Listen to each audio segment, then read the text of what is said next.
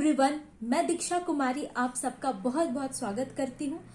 आज मैं सुभाष चंद्र बोस जी के बारे में डिस्कस करूंगी कि वे कैसे फॉरेन कंट्रीज से उन्होंने अलग अलग फॉरेन कंट्रीज में जा करके हेल्प लिया और किस तरह से इन्होंने भारत को आज़ाद कराने में अपना योगदान दिया। तो ये एक ओवरव्यू को आज हम लोग चर्चा करेंगे। ओके, तो लेट्स स्टार्ट। सुभाष चंद्र बोस जी, इनका जन्म 23 जनवरी 1897 को कटक उड़ीसा में हुआ था। इनके पिताजी का नाम जानकीनाथ बोस था और माताजी का नाम प्रभावती देवी था। ये एक काफी रिच फैमिली से बिलोंग करते थे। इनके जो फादर थे वे एक लॉयर थे। ठीक है, तो इन्होंने अपने स्कूलिंग और कॉलेज इनका कटक से ही हुआ। फिर वे इंग्लैंड गए। ठीक है, इनकी वाइफ का नाम एमिले शेख था, जो कि एक ऑस्ट्रियन महिला थी जिनसे इनका मुलाकात जर्मनी में हुआ था। इनकी बेटी अनीता बोस थी। 1920 में वे इंग्लैंड जाकर के ICS परीक्षा, इंडियन सिविल सर्विसेज एग्जाम को पास किया। इनका 4th रैंक था, लेकिन इन्होंने 1921 में सिविल सर्विसेज से रेजाइनेशन दे दिया क्योंकि इनको अंग्रेजों की गुलामी पसंद नहीं थी। ओके, इनकी जो रुचि थी वे राजनीति में थी और वे भारत आकर के भारत को आजादी दिलाना चाहते थे। ओके, अब वे भारत आए। भारत में इन्होंने अपना पॉलिटिकल गुरु CR दास यानी चित्तरंजन दास जी को बनाया। इंडियन नेशनल कांग्रेस से जुड़े। इंडियन नेशनल कांग्रेस का हरिपुरा अधिवेशन 1938 में ये अध्यक्ष रहे।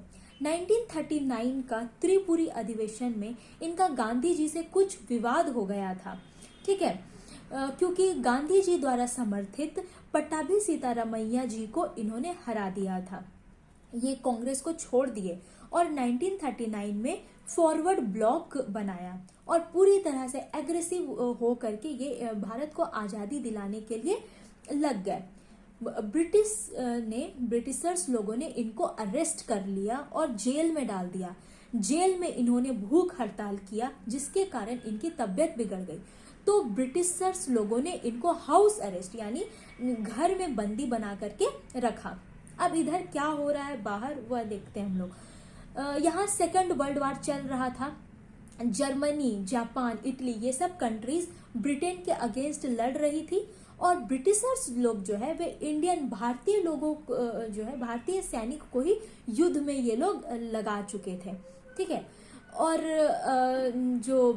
क्या हुआ था कि इसी वक्त सुभाष चंद्र बोस जी सोचे कि जो हमारे दुश्मन है उनके दुश्मन कंट्रीज से अगर मिला जाए तो कुछ हेल्प हो सकता है।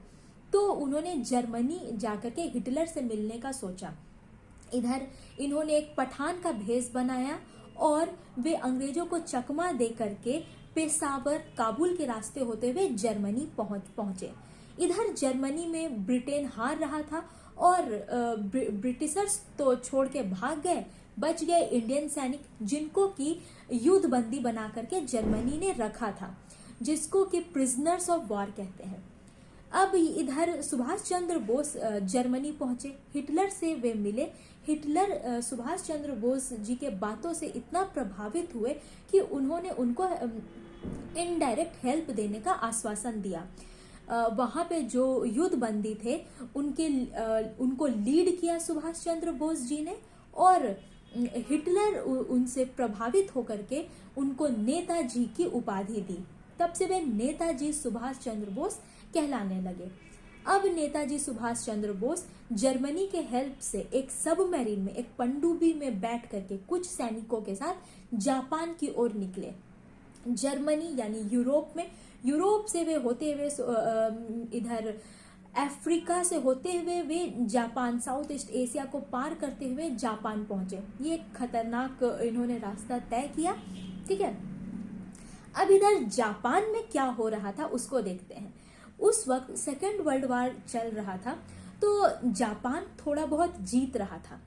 जापान ने जो भी इंडियन सैनिक थे उनको एक प्रिजनर्स ऑफ वॉर, युद्ध बंदी बना करके रखा था और उन्होंने सोचा कि इन सबको इकट्ठा करके एक आर्मी बनाया जाए और ब्रिटेन के अगेंस्ट लड़ा जाए। तो जो सैनिकों को कहाँ कहाँ से रिक्रूट किया गया था, सिंगापुर से, साउथ ईस्ट एशियन कंट्रीज से, जापान से, वहाँ से कुल लगभग 40,000 लोगों की सेना थी, जिनका हेड मोहन सिंह को बनाया गया। कमांडर मोहन सिंह लीड कर रहे थे।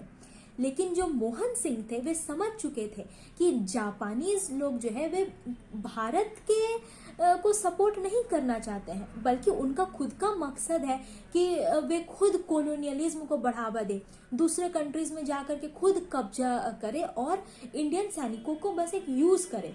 तो मोहन सिंह का जापानीज कमांडर्स लोगों के साथ में विवाद हो गया और मोहन सिंह को अरेस्ट कर लिया गया। अब ये जो आर्मी थी वो लीडरलेस हो गई। लेकिन उसी वक्त रास बिहारी बोस ने एक संस्था आजाद हिंद फौज की स्थापना की थी 1942 में, और बैंकॉक के अपने एक कॉन्फ्रेंस में उन्होंने कहा कि ये जो इंडियन नेशनल आर्मी है वह आजाद हिंद फौज के अंदर में काम करेगी, और 1942 से लेकर के 1943 तक उस फौज को यूनाइट रखने का काम रास बिहारी बोस ने किया।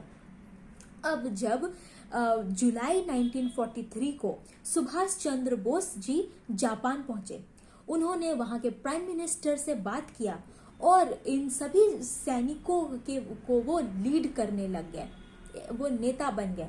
वहां पर फिर इन्होंने दिल्ली चलो का नारा दिया।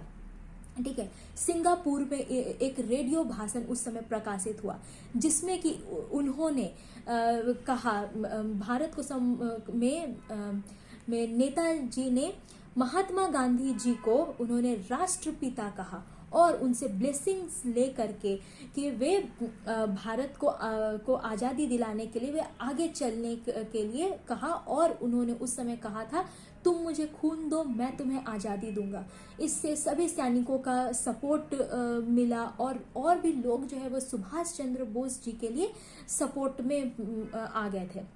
इस तरह से अब उनकी जो सेना है इंडियन नेशनल आर्मी वो जापान के हेल्प से, जापान के जो अत्याधुनिक जो उनके जो हथियार थे कुछ उनसे हेल्प लेकर के वे अंडमान निकोबार पहुंची। ये सेना अंडमान निकोबार में इन्होंने कमांड किया और ब्रिटेन को हरा दिया। वहां पर स्वराज द्वीप और शहीद द्वीप, दो द्वीपों का नाम रखा गया। ठीक है, अब ये बर्मा म्यांमार गए। बर्मा में भी इन्होंने कमांड लिया और ब्रिटिशर्स को भगाया। फिर ये भारत की धरती पर पहुंच गए, नागालैंड यानी कोहिमा में वे पहुंच करके भी कमांड लिया। वहां पर लोगों का खूब सपोर्ट रहा। ठीक है, खूब बहुत सपोर्ट रहा। लेकिन अब इसी वक्त फिर जापान हारने लग गया। उसी वक्त अमेरिका ने जापान पर हिरोशिमा और नागासाकी में बॉम्ब फेंक दिया। जापान तो हारने लग गया और जो है उस तरह से एक सपोर्ट जो था वो तो कम हो गया। और उसी वक्त सुभाष चंद्र बोस जी का मिस्टीरियस डेथ हो गया। ठीक है, 18 अगस्त 1945 को उनका एक प्लेन क्रैश में डेथ हो गया। यह अभी तक भी एक मिस्ट्री है। लेकिन कहा जाता है कि सुभाष चंद्र बोस सिंगापुर गए थे। सिंगापुर में वे एक जापानीज फील्ड मार्शल थे तिरोची, उनसे मिले थे। उन्होंने उनको टोक्यो पहुंचाने का इंतजाम कराया था और एक हेवी बॉम्बर K-20 फ्लाइट था जो कि साइगॉन से उड़ा 17 अगस्त 1945 को, जिसमें सुभाष चंद्र बोस जी थे और यह प्लेन क्रैश कर गया। सुभाष चंद्र बोस जी की मृत्यु हो गई और इधर इंडियन नेशनल आर्मी जो है वह तो लीडरलेस हो गई। ठीक है, और लेकिन अभी भी उनके कमांडर्स को भरोसा नहीं था कि सुभाष चंद्र बोस जो है वो उनकी मृत्यु हो चुकी होगी। वे अभी भी चाहते थे कि उनका लीडर अभी भी जिंदा है और वे दिल्ली जा करके मार्च करेंगे। बट फिर ये तो इधर खबर आया कि सुभाष चंद्र बोस जी नहीं रहे। तो लीडरलेस हो गई सेना और ब्रिटिशर्स लोगों ने इन सैनिकों को बंदी बना लिया और कहा कि इन्होंने उनके साथ धोखा दिया, वे उनके लिए काम कर रहे थे और दूसरे राष्ट्र का इन्होंने हेल्प किया है उनने, ठीक है। खैर बाद में इन सैनिकों को छुड़ा लिया गया था, बड़े बड़े वकील जवाहरलाल नेहरू ये लोग लड़े थे और छुड़ा लिया गया था, ठीक है। तो ओवरऑल हमने देखा सुभाष चंद्र बोस जी इन्होंने ही इन सैनिकों को